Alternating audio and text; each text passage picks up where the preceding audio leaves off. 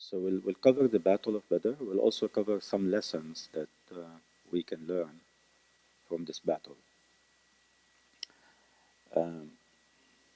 Sometimes we face unexpected challenges. We think that we're going to face this type of challenge, and all of a sudden, challenge X doesn't take place. And we're faced with much more challenging options. And Allah subhanahu wa ta'ala chooses what is best. The story began with the Muslims migrating to Medina. The Prophet ﷺ migrated to Medina. When the migration took place, what we call today the Ummah, check. Okay. What we call the Ummah was born. In Mecca, there was no Ummah. The Muslims were weak. There was no Ummah. There was no land. There was no Medina, so to speak. Because Medina also means polis, right? So Medina means a state in pre-modern times. It also indicates this idea, this concept of a state, where you have a land, you have a people, and you have political authority. So you have something that's precious. You have something that can be defended. In Mecca, it wasn't like this. In Mecca, the Prophet ﷺ was, the Muslims were a minority, and everything was intertwined. As soon as they moved to Medina, the Ansar gave protection to the Prophet ﷺ. And they became Muslims. Sa'd ibn Mu'adh became Muslims. The people of Mecca, it's not clear whether they knew whether Sa'd ibn Mu'adh became Muslim or not. Because Sa'd ibn Mu'adh was also, he was a businessman, and he used to travel to Mecca, and he had friends in Mecca. Umayyah ibn Khalaf was one of his friends. Umayyah ibn Khalaf, the owner of Bilal, the one that used to torture Bilal radiallahu anhu, was Sa'd ibn Mu'adh's friend, and they used to do business together. When Umayyah ibn Khalaf used to come to Medina, he used to stay in the house of Sa'd ibn Mu'adh, the chief of one of the tribes of the Aus and Khazraj. When Sa'd ibn Mu'adh used to go to Mecca, he used to stay in Umayyah ibn Khalaf's house. So they had this business relationship. They had also some kind of close relationships. And it is also mentioned, I think in Bukhari, that Sa'd ibn Mu'adh went to Mecca after the Prophet ﷺ migrated to Medina. And he stayed in the house of Umayyah ibn Khalaf. The people of Mecca knew that the Ansar gave protection to the Prophet ﷺ. But the protection they gave had some clauses associated with it. It wasn't open-ended. So when Sa'd ibn Mu'adh went to Mecca and stayed in Umayyah ibn Khalaf's house, the next day he said, I want to do tawaf around the Kaaba. Now Mecca is balad amin, like no one has the right to reject anyone from coming into the Kaaba and doing tawaf. That's been the custom since Ibrahim alayhi salam. Even the disbelievers, the mushriks, never went against that custom, against that habit. But Sa'd ibn Mu'adh said, what do you suggest is the best time to do tawaf around the Kaaba without people, talking too much? He said, well, the best time is to go at Zuhr. It's so hot. The sun is in the middle of the sky. And usually people finish their tawaf and they go to have their nap. They go to relax in their homes. So he said, okay. So he went at Zuhur time when the sun is at its zenith. And lo and behold, Abu Jahl is there. Abu Jahl happened to be leaving the Kaaba and going toward his house. So he saw Umayyah ibn Khalaf. I said, who is this with you? He said, this is Sa'd ibn Mu'az. So Abu Jahl couldn't control himself. He says, you gave protection to the Prophet, to Muhammad, sallallahu alayhi wasallam, and he started insulting him. And he wanted to, even, this is against the habit of the disbelievers. He wanted Sa'd ibn Mu'az, he didn't want to allow him to make tawaf in the Kaaba, which goes against like centuries and centuries of... In any case, Sa'd ibn Mu'az ended up doing tawaf around the Kaaba. But Sa'd ibn Mu'az is a strong man. He's full of himself. He is the leader of one of the Aus and Khazraj. He's 33 years old. People who are like in their 30s, they have this predatory force in them. They want to crush the competition. They want to kill the competition. They want to strike. And Sa'd ibn Mu'az was like this. It was only after he saw a light higher than him, more stronger than his light diminishes, and acknowledged the light of the Prophet ﷺ. When Mus'ab ibn Umayr presented Islam to him, he submitted without even seeing the Prophet ﷺ. Only Mus'ab ibn Umayr. He said, Mus'ab told him, just listen, if you don't like it, we won't bother you anymore. When he listened to what Mus'ab ibn Umayr, what he told him, he just submitted and renounced his leadership and accepted the Prophet ﷺ as his leader, as his Amir. So Sa'd ibn Mu'az is, they used to fight for 40 years, for 120 years. You can't just insult him just like that. Sa'd ibn Mu'az told Abu Jahl, listen, if you think you can say whatever you want to me, if you want to attack us, because Abu Jahl, that's what he did. He started insulting and he started threatening. But if you want to attack us, we will also attack you. If you have caravans that go to Syria and come back, don't think that your caravans are safe from us should we wish to attack your caravans. So maybe it could have been a rhetorical, statement by Sa'd ibn Mu'az, but it shows that this was on his mind. Somehow it was on his mind. Now, in the first year, now in Medina, we have a political authority. We have the Prophet ﷺ wearing 3 hats. In Mecca, he only wore 1 hat.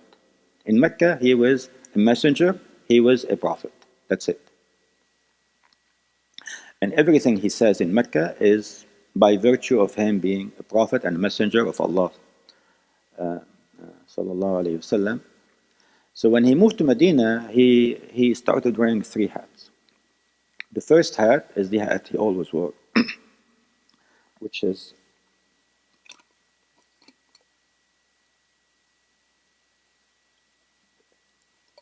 the hat of being a prophet and messenger. The second hat, he became all of a sudden a head of state, the head of the Muslim community, the leader of the Muslim community. And the third hat he wore, he became the judge. Judging between the Muslims, resolving conflict, and resolving the disputes. So the ulama later on divided the statements of the Prophet ﷺ into 3 kinds. What he says as a prophet, what he says as a judge, and what he says as an imam, i.e. as a leader. And each kind of statement, they have different legal implications and theological implications. Now, as we mentioned on Friday, the Prophet ﷺ did 3 things in Medina. The first thing, he built a mosque. The second thing, he made mu'akhat between the companions, between the Ansar and the Muhajirin. The Muhajirin, you have like 100 people, around 100 people initially, then the number grew to 150, and the Ansar are in the thousands. And the Muslim community, or the community in Medina, included Muslims, included non-Muslims, included the Jewish tribes, 3 Jewish tribes, and included the hypocrites. The Muslims were not a majority in Medina initially. Then they became a majority over time. But initially they were not a majority, and the people of Medina was buzzing with excitement when the Prophet ﷺ made his journey to Medina, and they received him with, as you know, طلع البدر علينا, etc. The third thing Prophet ﷺ did is that he put down this constitution that we mentioned some of it in the khutbah. And the constitution had about 48 articles. And those articles are like top notch. It's like they were written today. It outlined how this new community or this new society is going to peacefully coexist, and what are the rights and obligations. And also it outlined many things. We mentioned some of them. If there is time, we'll mention a few, inshallah. Now, in the first year, like we say, Badr is the first ghazwa, ghazwa to Badr al-Kubra, the major, primary ghazwa. But before the ghazwa of Badr, there was few skirmishes between the Muslims and the disbelievers. There was a raid on Al-Ushayra, there was few other raids. But nothing major, nothing major. Now, of course, the Meccan society, the disbelievers in Mecca, they're not going to let the new Medina flourishes, because that's going to diminish their authority in front of they're going to be humiliated if they allow Medina to flourish. So, but the conflict was not between Medina and the rest of Arabia at that time. The conflict was between Medina and Mecca. The people in Medina and the people in Mecca, the disbelievers in Mecca. But the Arabia is watching. The rest of Arabia is watching. Because the news travel fast. They say bad news,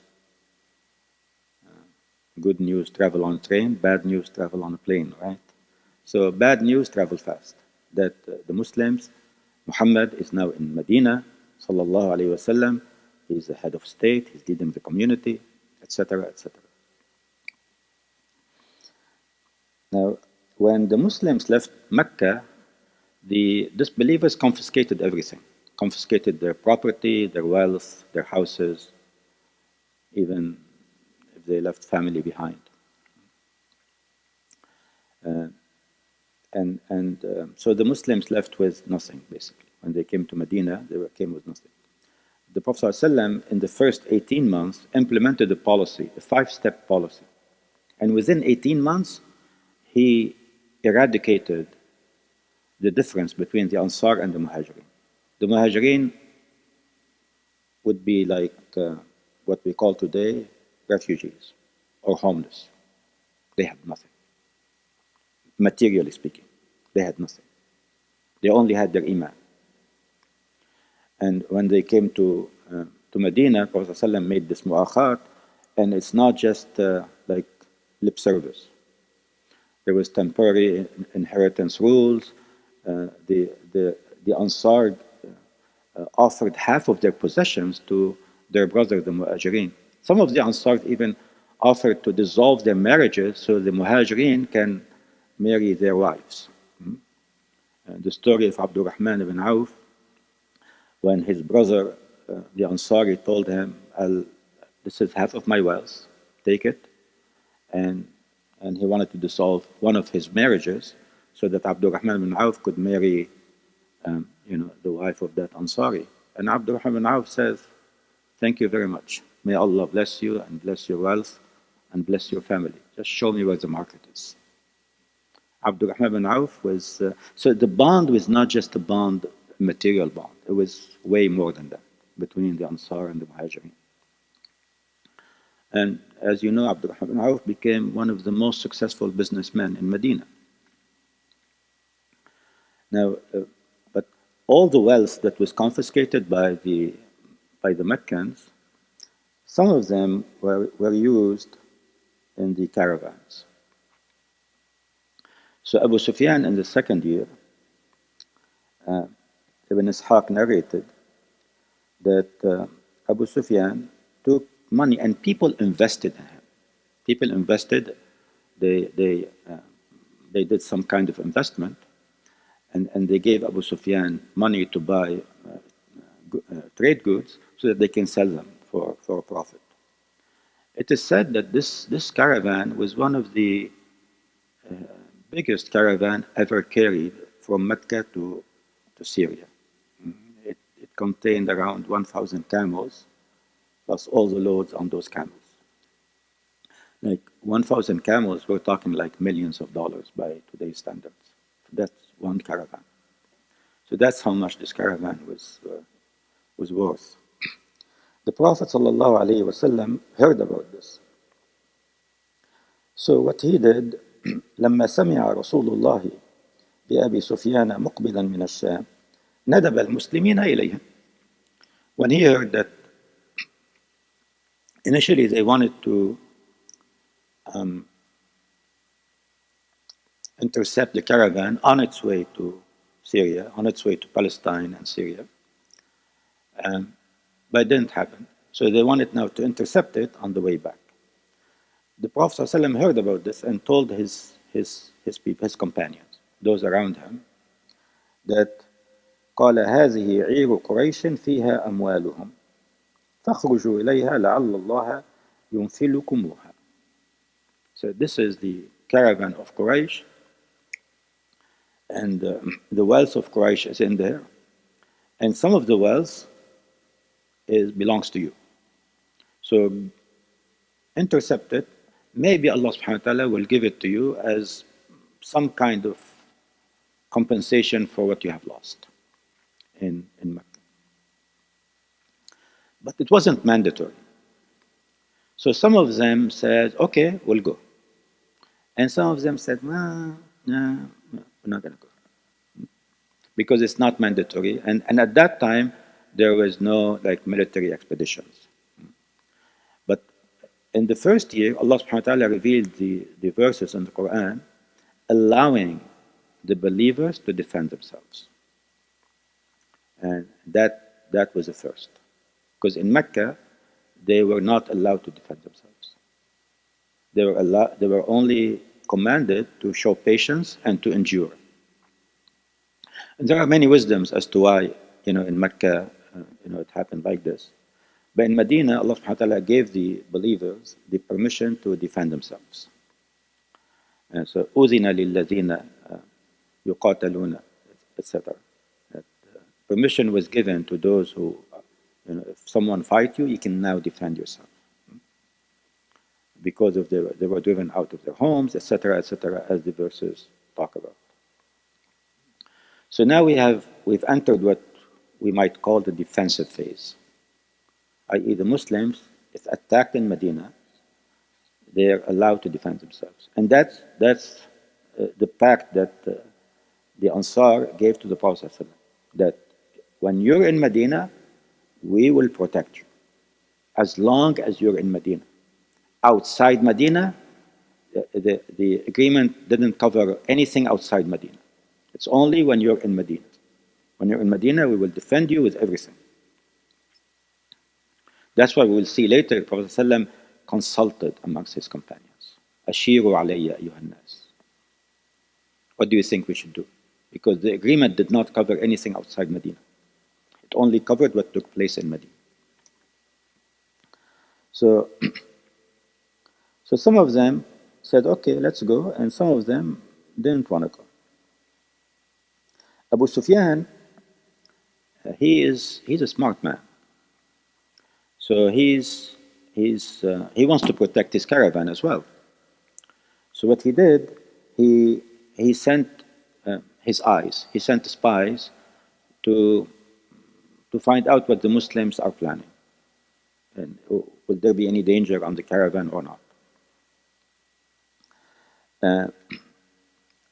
So then he found out that the Muslims are planning to intercept his caravan through these network of travelers, through the spies. So then what he did, he sent someone by the name Damdam al-Ghifari to Mecca to warn the Meccans and to tell them that the caravan, your wealth, your property, is going to be attacked. Hurry up. And he was asking for troops to come and support the caravan. So Damdam left quickly and went to Mecca. Now in Mecca, Atika, the daughter of Abdul Muttalib, the aunt of the Prophet ﷺ, she saw a dream. So before Damdam reached Mecca, 72 hours before he reached Mecca, she saw this dream. So 3 nights. And she saw a dream that a person, the dream was very disturbing for her. So she called her brother Al-Abbas and told him about it. Said, I saw a dream, أفزعتني, like scared me.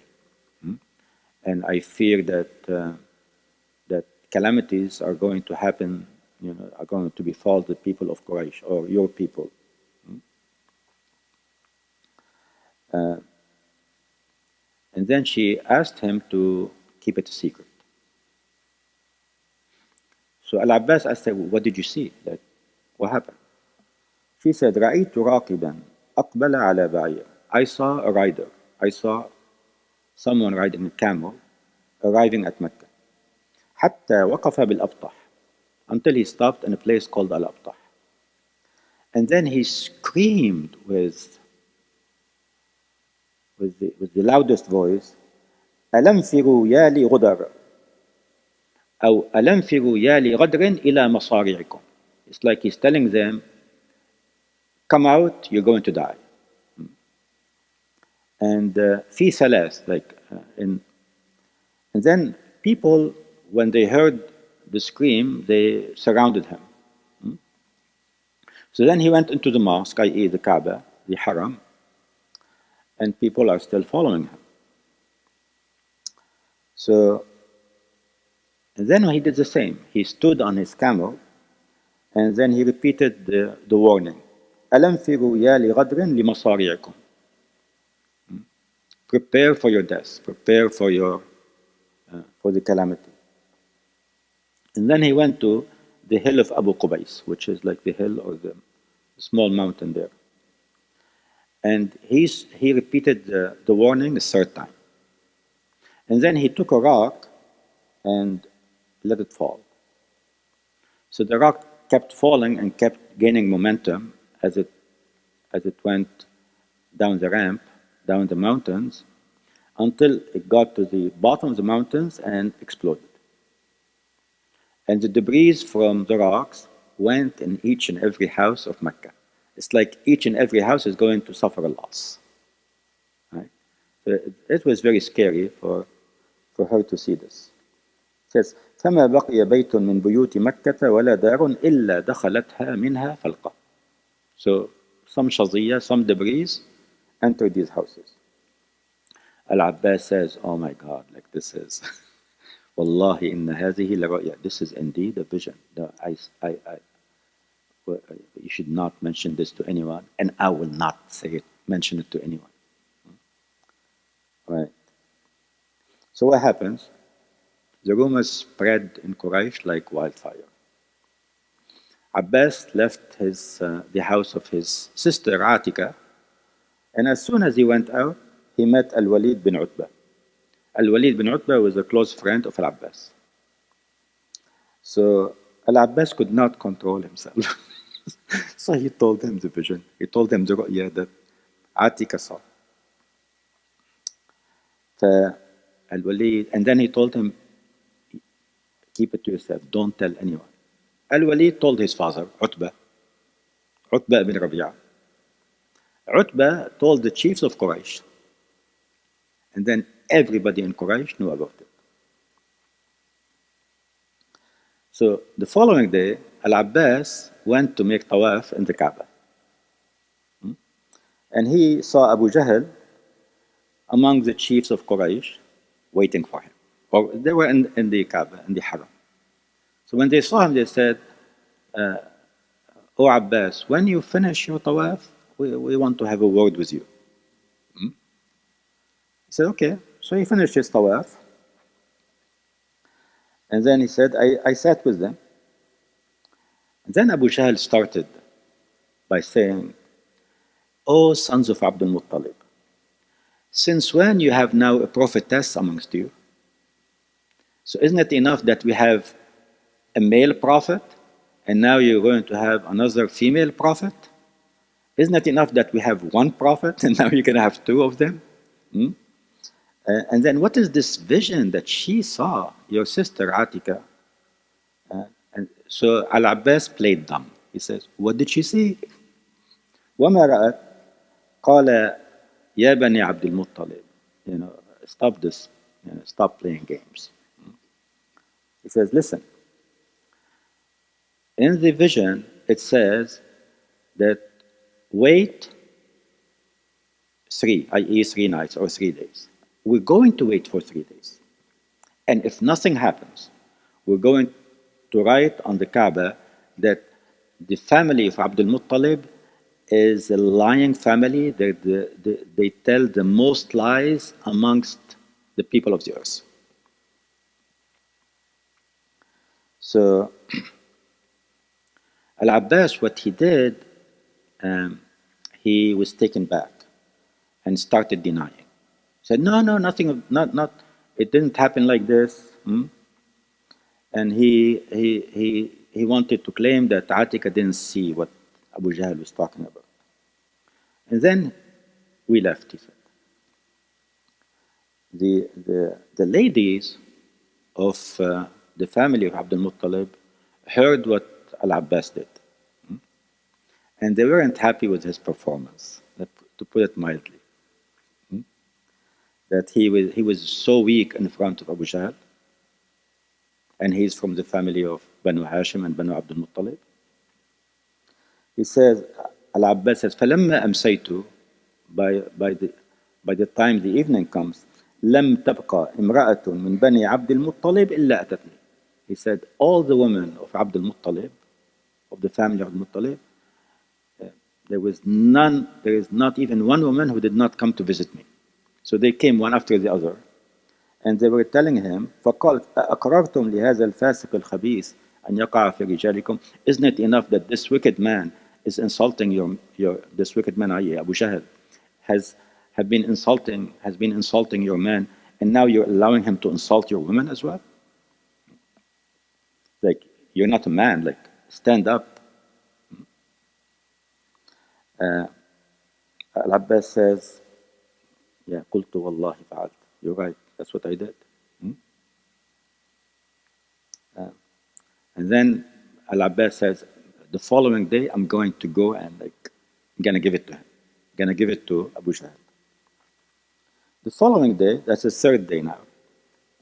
قال فغدوت في اليوم الثالث من رؤيا عاتكة. And he was furious. Because, when the woman comes and tell you, how come you like this? So he wanted to behave like a man. So the following day, I went to confront Abu Jahl, and I was angry, he said. I was angry and I wanted to defend the honor of Abdul Muttalib. When I entered the Kaaba, or the Haram, I saw him. Then I headed toward him to confront him. He came toward me, or what I thought he came toward me, and then he bypassed me. He bypassed me, and he went straight, and there is this guy coming on a camel or on a horse, coming so fast, and it was Damdam. Damdam arriving from the caravan of Abu Sufyan. And Damdam is screaming that, "O people of Mecca, your wealth, your caravan is about to be intercepted, you're about to lose your wealth, you're about to lose your property, you're about to lose your investment, do something." Al-Abbas, then the vision is not a lie, actually it happened. Uh, and Al-Abbas says, why did he bypass me? I was going to confront him. And then when he saw what happened, he said, oh. So everybody then got busy with what the news that Dom brought. So quickly, very quickly, the people of Mecca started preparing to send troops to support the caravan and to defend the wells, to provide defense for the caravan. And they started saying, does Muhammad and his friends think that we are like such and such a person, Ibn al-Hadrami, they mentioned Ibn al-Hadrami, who doesn't know how to fight, and who we are the strong men of Mecca. We will show him and show those people in Medina, what it takes to fight us. So everybody wanted to go in this army. They prepared like a huge army, around 1,000 people. And all of them had horses and had camels. They were riding. So the people of Mecca either went themselves or they sent someone on their behalf. If they couldn't go themselves, they sent somebody to represent them in fighting or in defending the caravan. So Abu Lahab, for example, stayed behind, but he sent in front of him Al-Asi ibn Hisham as a representative. And so did others. He paid him 4,000 dirhams. He says, this is 4,000 dirhams, go on my behalf. Because he didn't want to miss this. Umayyah ibn Khalaf, he was a dignified man, like he used to torture Bilal, but in terms of the Meccans, he is a dignified person who has status amongst the Meccans.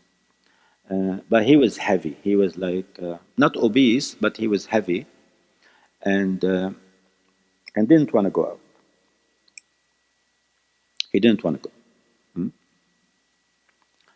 So Uqba bin Abi Mu'ayt, you know Uqba bin Abi Mu'ayt? He used to be a neighbor of the Prophet ﷺ.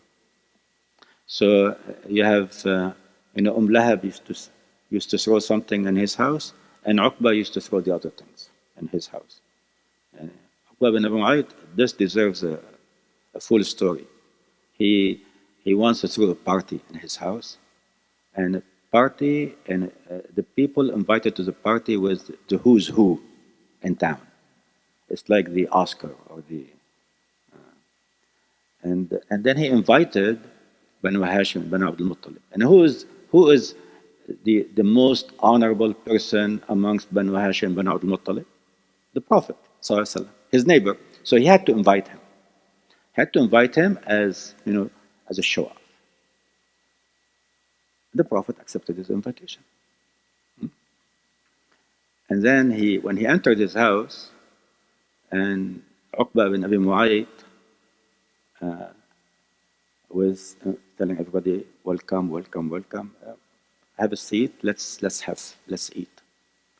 Prophet ﷺ told him, Wallahi la akulu laka ta'aman hatta tuslim. See, so the Prophet ﷺ basically took every opportunity, every chance to deliver the da'wah. And he wanted to put Uqba bin Mu'ayt in a corner. He told them, I shall not eat your food until you become a Muslim. He put now Uqba on the spot, because a guest not eating your food is an insult. To you personally, it's an insult to your party, is an insult. Instead of him becoming the talk of town, he's going to become the talk of town in a different way. Because a guest, one of the most honorable guests, is refusing to eat his food. Anyway, this story deserves another time, inshallah. Keep you on suspense.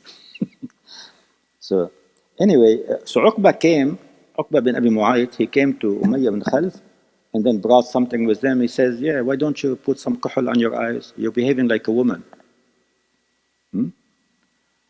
You're a coward. You don't want to go and fight for your wealth, for your property. You're a coward, you're a woman, you're behaving like you should stay at home like the woman. I said, istajmir, like put some makeup on your face and You might as well be a woman. So Umayyah bin Khalaf was so angry, and he said, "You're calling me a coward?"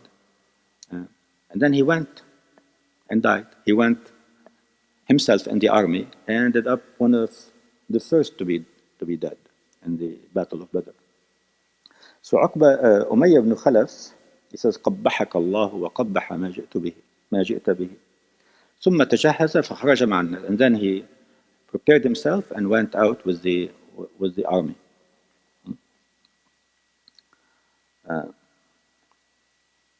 Iblis, it is said in the Sirah that Iblis, Iblis, Shaitan is always at work. Shaitan is very smart. I mean, he's seen everything.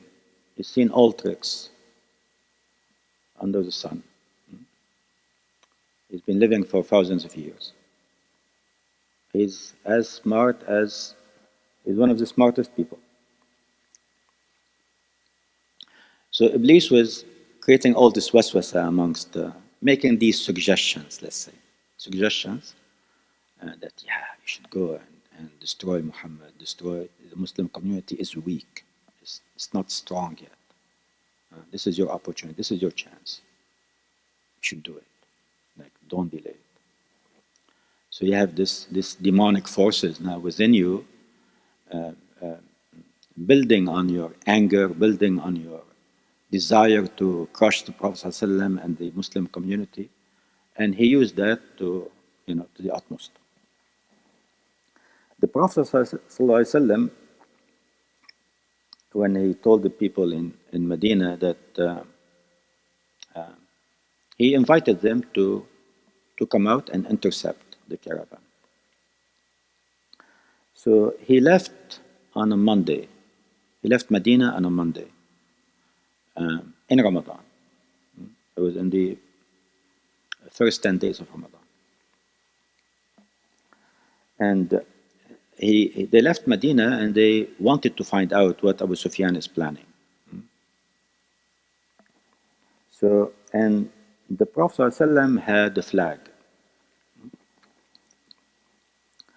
So he has a flag that is white, one raya that is white, and he has two others that are black. And he gave one to Ali ibn Abi Talib, he gave him a black flag, and gave the Ansar also another black flag. So now we have like 3 flags. And he left with about 300 people, 313, 314 people. They say it's like equal to the number of messengers.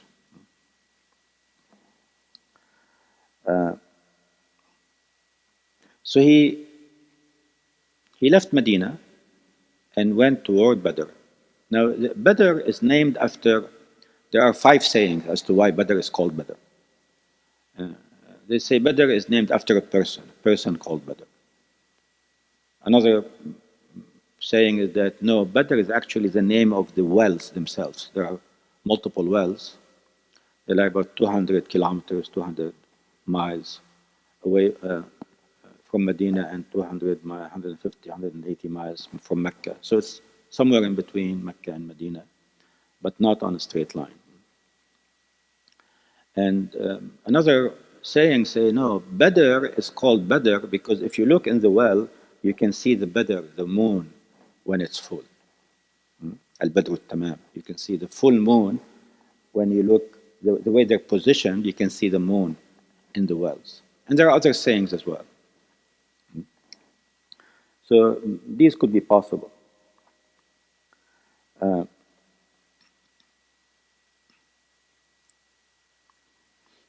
Okay. Now, Abu Sufyan, he's coming, and he's hearing that the Prophet ﷺ is planning to intercept him, but he wants to know where they are. So he's coming, and he saw, and he's asking the network of travelers, have you seen anyone strange? Have you seen anything strange? Anything out of the ordinary taking place? And some of them said, no, nothing is out of the ordinary, we saw two guys on their camels, and they just picked some water and left. He said, where are they? So he went to see where they were, and then he looked around, and he saw the droppings of the camels, the droppings they left behind. So he picked the droppings of the camels, and he crushed it in his hands. And then he saw the pit of the dates and the droppings. He said, uh-oh, because the people of Mecca, they don't do this. The people of Medina do this. The people of Medina, they feed their camels dates with the pit in it. The people of Mecca, they don't feed their camels dates with the pit in it. They take the pit out first. So when he saw the pit, he said, these are people from Medina. Okay, they're near. So what he did, he made a detour.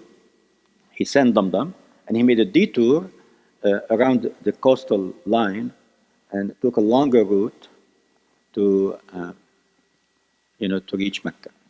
And then he sent a messenger to Mecca after Damdam, telling them, don't worry, the caravan is safe.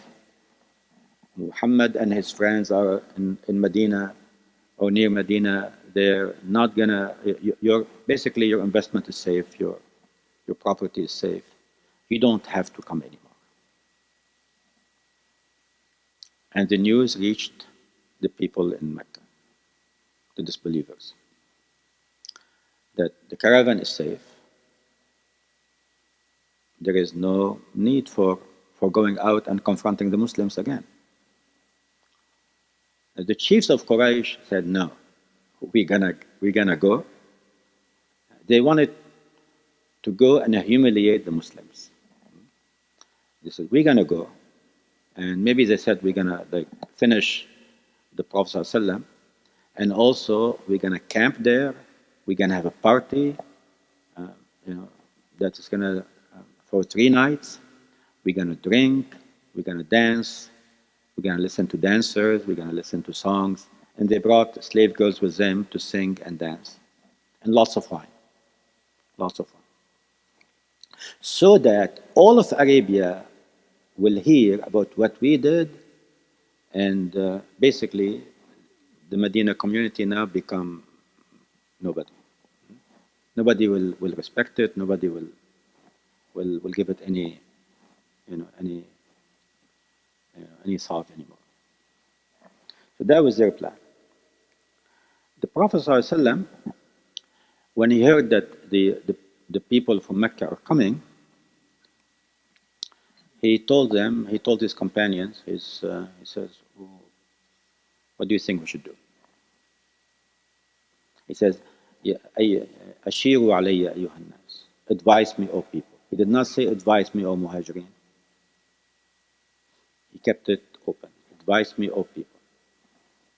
And he wanted to hear from the Ansar. He didn't want to hear from the muhajirin.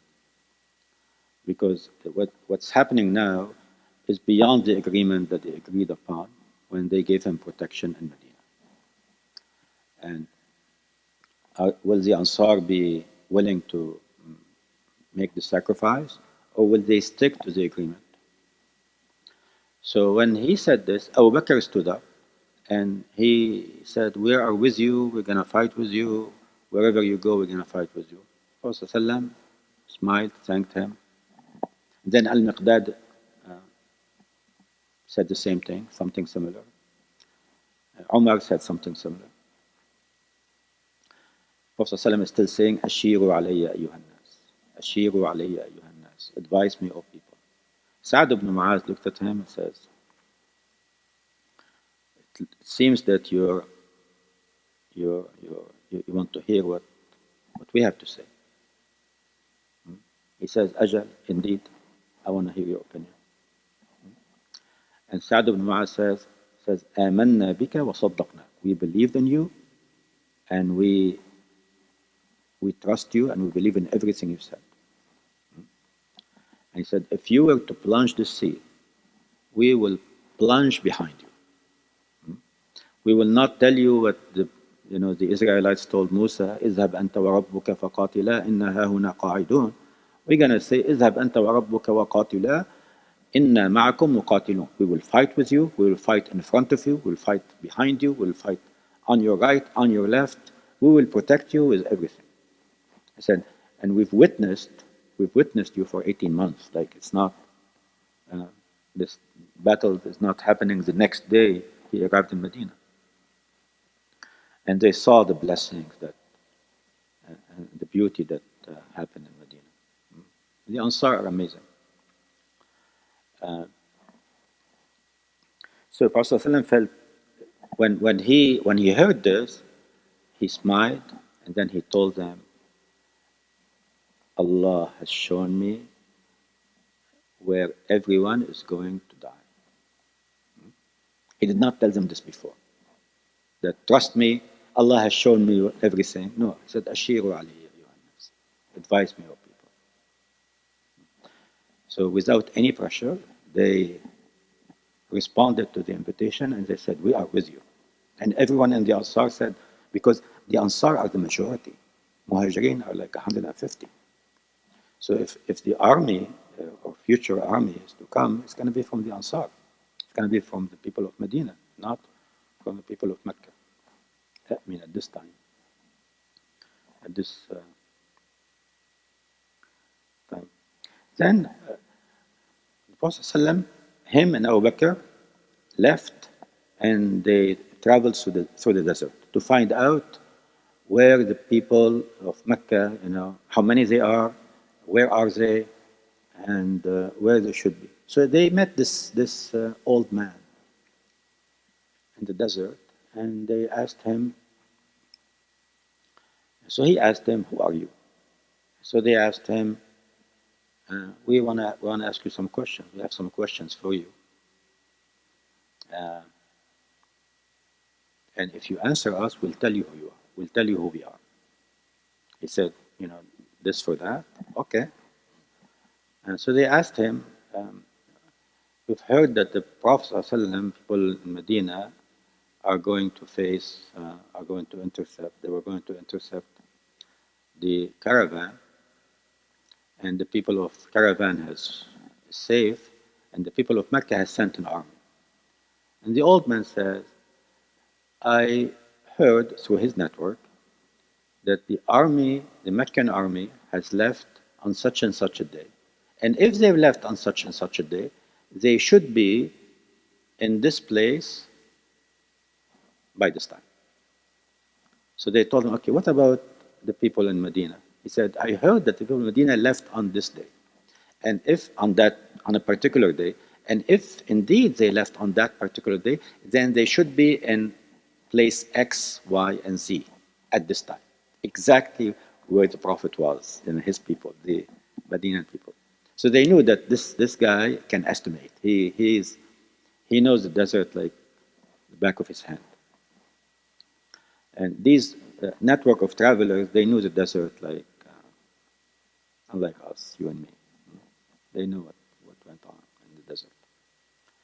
So then he asked them, so who are you? So they told him, we are from Ma. We are from water. So the guy thought that they're from a tribe called Water. And what they meant that we come from water, i.e. from sperm. And everybody is created from water. They didn't tell him who he was, who they were. Because it's war, right?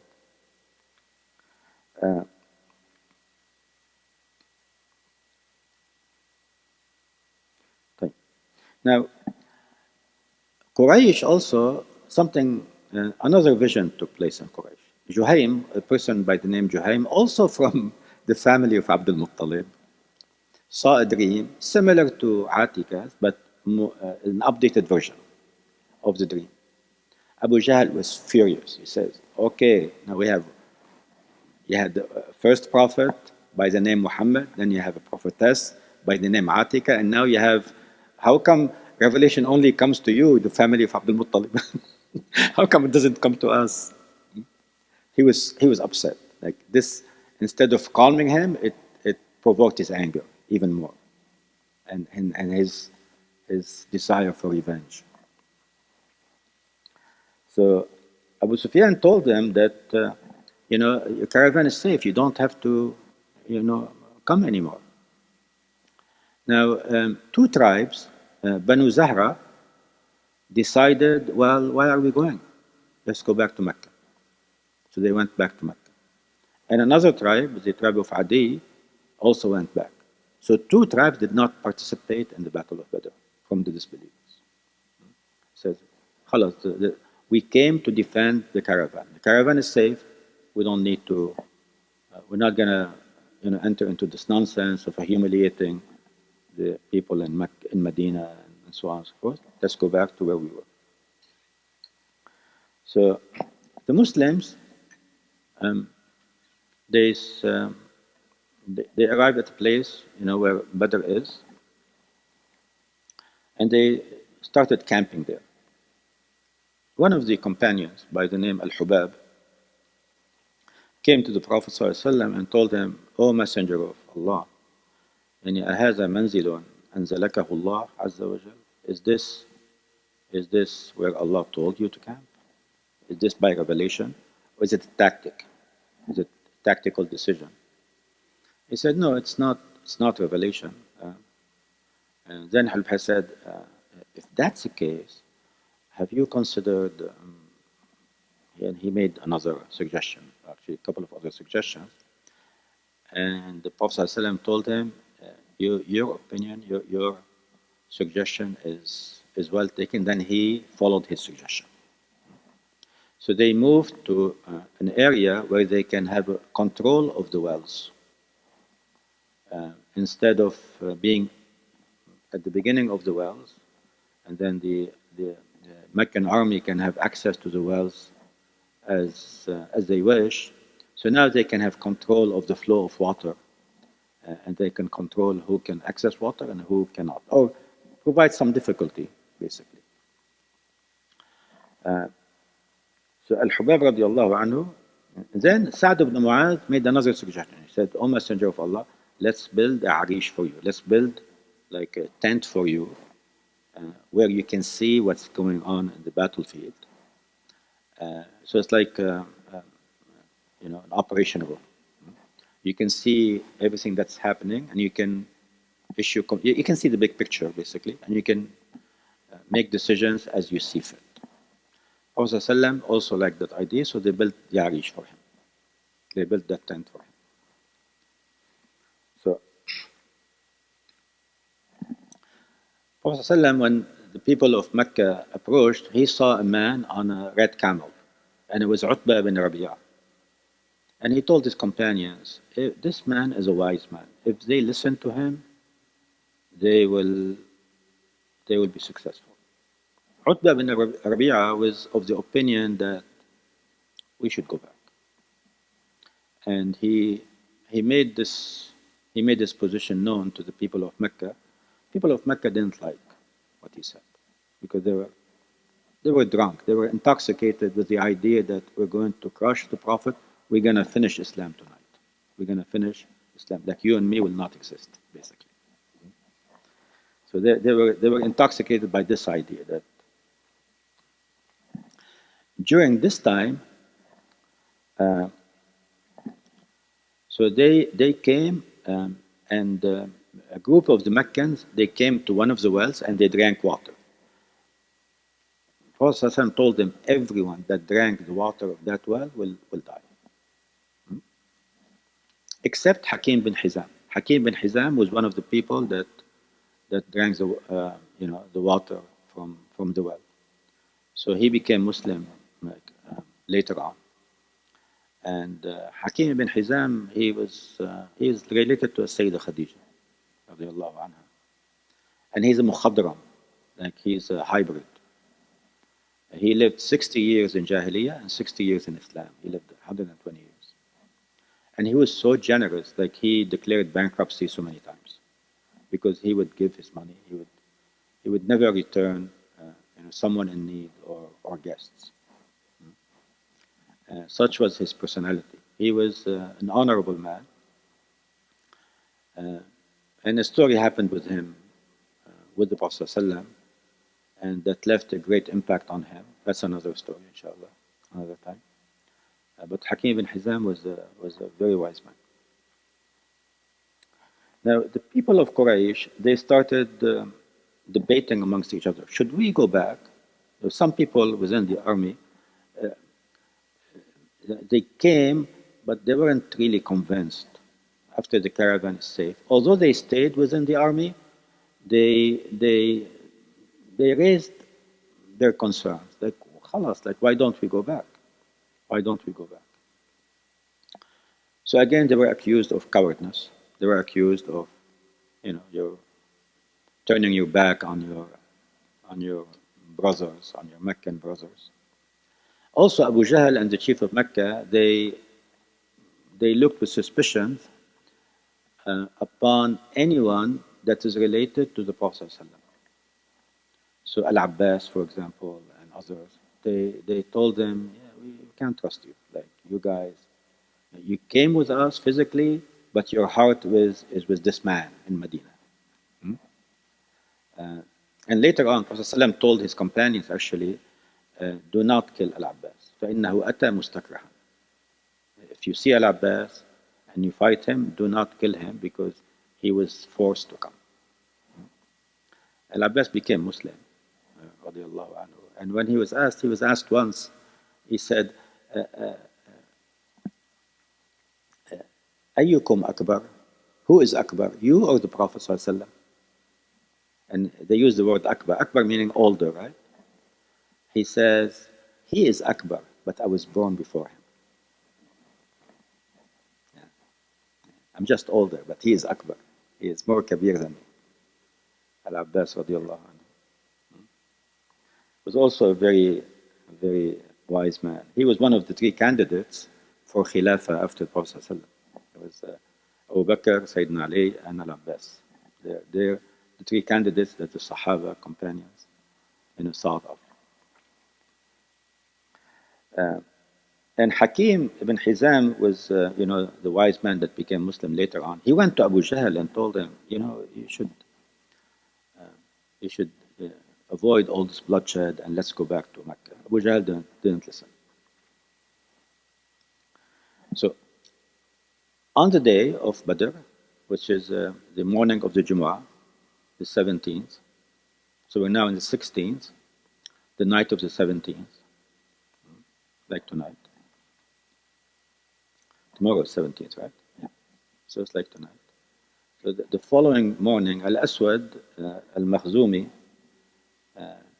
he said, I'm going to drink from that well over there and defy all the Muslims. Like, he wanted to show his courage. So he went to drink from the well and then he was killed by the Muslims. So then on the morning of,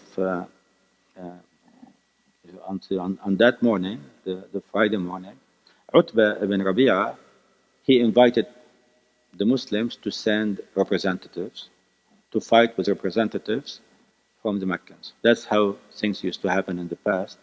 So an army would send their strongest to fight the strongest of the other party. And whoever wins, sometimes the battle is decided in this way, whoever wins, then they win the battle. So Utbah ibn Rabi'ah went with two people related to him as well. So then a few from the Ansar, they jumped to face the Meccans. And Utbah ibn Rabi'ah says, who are you? Like, who are you? And they said, we are from the Ansar. He said, your lineage is honorable, but we have no business with you. We want our cousins. We want to fight our cousins. We want to fight those muhajirin that left Mecca and Saba'u, changed their religion, went back on the religion of their forefathers, and became like this new religion called Islam. So then, and by our cousins, the Prophet ﷺ, he told Ali, stand up, Hamza, stand up, and he sent Utayba. So he sent his own family. Because our cousins meant our cousins in Mecca. But also, this Utbah and his people are also related to the Prophet ﷺ. So they are like distant cousins to them. So he said, okay, Prophet ﷺ sent his own family, not anyone else. He sacrificed his own family. And he said, okay, Ali, stand up. Hamza, stand up. Utayba, stand up. So 3 against 3. So Hamza killed his opponent, Ali killed his opponent, and Utayba was still fighting with the third, and then Utayba, I think, got killed. So Hamza and Ali finished the third. Then the battle started. The battle started, and like materially speaking, the army of the Meccans was way stronger than the army of Medina. They had 1,000 men. They had 1,000 camels. They had horses and camels, and they also had camels for eating, and they had food. They had everything. They had everything. The people of Medina, they only had 70 ba'ir, 70 camels. And Prophet ﷺ and 3 other people used to ride the camel, rotate in riding the camels. So every 4 people used to rotate in riding the horse or the camel that they had. Their swords were dull, they weren't swords. Ukasha, for example, he had a sword, then his sword was broken in the battle. Prophet ﷺ gave him a leaf of a tree. And he told him, fight with this. So Ukasha he threw the leaf of the tree, and it turned into a sword. And this sword is called Al-Aun. Prophet ﷺ used to use it also, and it lasted until the Khulafa al-Rashidun later on. So they weren't, in terms of material, they were under-equipped, and they're tired. They don't have food like the people in Mecca. But they had something else working for them. So in the night of the 17th, the Muslims spent the night in prayer. Prophet ﷺ spent the night in prayer. And Allah subhanahu wa ta'ala told him that Allah promised him إحدى الطائفتين, one of the 2 things, either the caravans or the nafir, إما العير وإما النفير, either the caravans or the army. And in the ayah it says that some of you wish to, that it would have been the ayr, but Allah wished something else, the nafir, because the Battle of Badr became a decisive battle. It became the first in a series. It was a moral victory more than a material victory. For the first time, the people of Arabia knew that the people of Mecca were defeated on every front, and this new city, this new polis, this new Medina is something to not to be belittled in any way. Prophet ﷺ spent the whole night and even the Friday making dua to Allah subhanahu wa ta'ala, even though he knew Allah subhanahu wa ta'ala is going to give them victory, because Allah subhanahu wa ta'ala promised that. But he's showing his true nature as a abd. He is an abd of Allah subhanahu wa ta'ala and showing gratitude and shukr to Allah subhanahu wa ta'ala. The battle did not take long. When the Prophet ﷺ found out that Mecca is sending Abu Jahl and Utbah and Al-Walid and all those guys, he says, Mecca has given you the livers of its people, i.e., the best of the people of Mecca. So all the chiefs of Mecca, all the Sanadid of Mecca were there. 70 of them were killed. Abu Jahl were killed. Umayyah bin Khalaf was the first to be killed, also one of the first to be killed. Al-Walid bin Utbah was killed. Utbah was killed. And all of those were related to Hind, the wife of Abu Sufyan. So Hind, her husband died, her uncle died, and her son died. So As a result, she had the grudge against the Prophet ﷺ and the Muslims. And in Uhud, she took her revenge by killing Hamza. Radiallahu anhu. So 70 from the Quraysh were killed, 70 were taken prisoners, and among the Muslims, only 14 were martyred. On the third day, the second or the third day, they buried the disbelievers in one of the wells, one of the empty wells. They buried them there.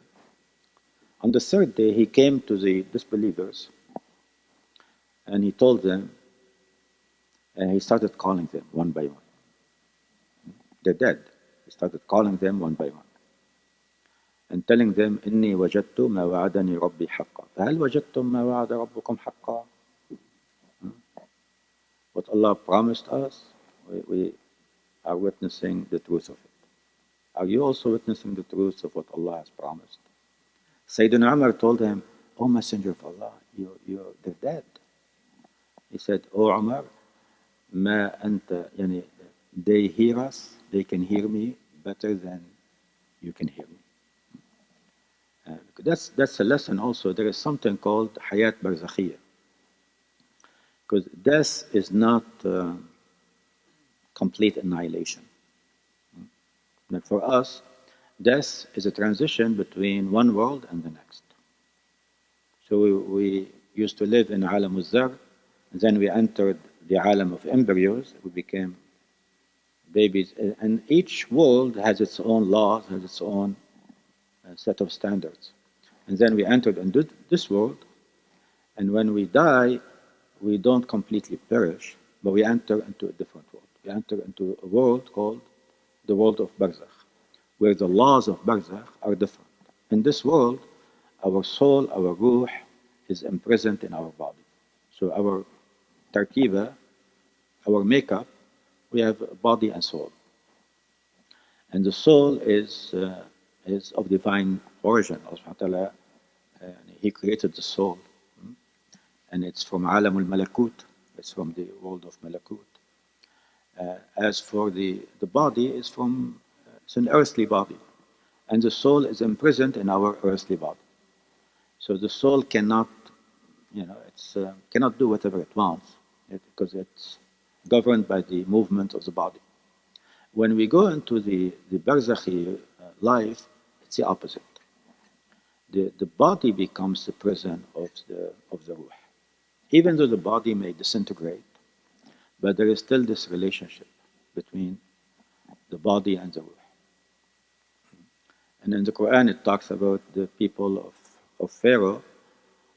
The fire is presented to them day and night, every day after day, day after day. And then on the day of judgment, they will face the punishment.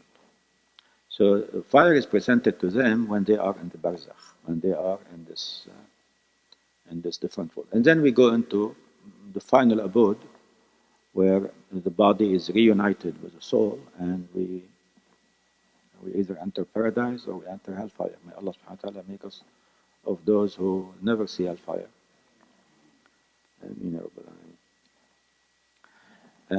So those are some of the event that took place in Badr. Another event that took place, Allah subhanahu wa ta'ala sent angels to support the Muslims. And they did participate in the battle, but not to the fullest extent, because one angel could have destroyed everything, right? But they provided support. And Allah subhanahu wa ta'ala says, إِنِّي مُمِدِّكُمْ بِأَلْفٍ مِنَ الْمَلَائِكَةِ مُرْدِفِينَ. So he supported the Muslims, the believers, with 1,000 angels. So as soon as the Quran says 1,000 angels, i.e. quantified the number of angels, in the early period of the 20th century, some Muslims were intellectually defeated by the progress of science and by the West. So they started interpreting miracles and everything else as in a way that does not conflict with science. So they started saying that angels are nothing but moral support. So the ulama, like, the moral support cannot be quantified. I cannot tell you, I'm going to give you a moral support, tomorrow I'll give you half moral support or twice moral support. Moral support is something qualitative, not something quantitative. And many other interpretations as well. So these are some of the lessons. Now, other lessons is when the Prophet went back to Medina, the Jewish tribes, we have there are three Jewish tribes, Banu Qaynuqa, Banu Nadir, and Banu Qurayza. Banu Qaynuqa, because Banu Qaynuqa took place after Badr, right after Badr. They did not heed the lesson. The Prophet ﷺ told them earlier that, oh Banu Qaynuqa, you know that I am a true messenger from God. You know that I am in your book. And take lesson from what took place and believe in me. And he was telling them this by way of advice. So their response to him, yeah. You fought those Meccans, but those Meccans don't know how to fight. If you were to fight us, you will see. You will see that, who is the real soldier. We are real soldiers. We will destroy you and destroy those that fight with you. So Banu Qaynuqa, actually, what they did, this was a prelude to the event that took place later on, when a woman, a Muslim woman, this is before the ayah of hijab was revealed. A Muslim woman were wearing the khimar, were also covering her face. She was also wearing the niqab. She went into the market, and they made fun of her, and they caused her clothes to come off. So that triggered the next event between the Muslims and Banu Qaynuqa. And Abdullah bin Abi Salul, the head of the Munafiqeen, he came to the Prophet ﷺ and told him, hey, I have a treaty, I have business deals with this tribe. If you were to expel them, if you were to kill them, if you were to do this, I'm going to lose all my wealth, I'm going to lose all my property. You can't do that, you can't do this. He was putting a lot of pressure on him to save them. But that's another ghazwa, that's another battle. Apology for taking so long.